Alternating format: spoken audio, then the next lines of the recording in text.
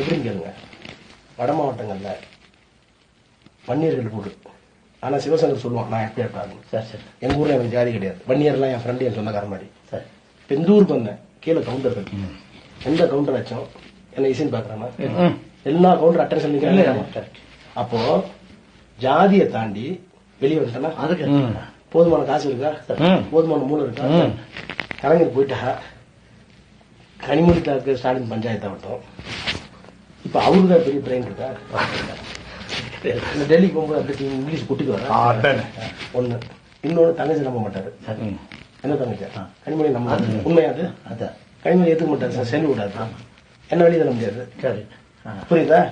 என் community எழுத முடியாது, என் அறிவு வெளியே தள்ள முடியாது, என்கிட்ட இருக்க வேற செல்வாக்கு தெரிய முடியாது, வேற லாக்ல நான் வச்சிருக்கேன். புரியுதா? நேரம் எனக்கே இப்ப சரியில்லை. கேளுங்க. இல்ல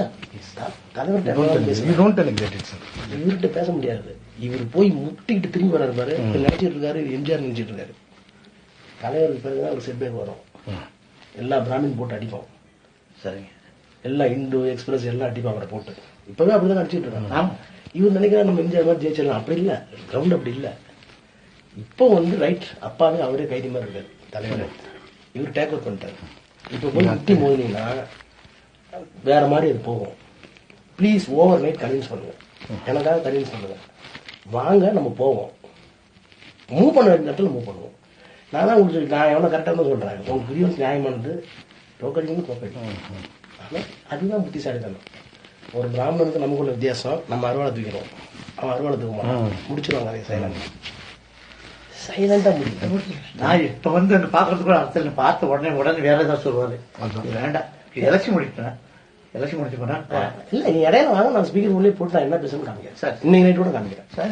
நான் மொழிமறவே இல்லை. ஸ்டாலின் போன போட்டு இன்னைக்கு என்ன நடந்தது, அங்க நியாயமானது, அவருக்கு பின்னாடி உள்ள குரூப் இருக்கு. ஒண்ணு சமாதானம் ஆயிட்டாருன்னு வேண்டாம்.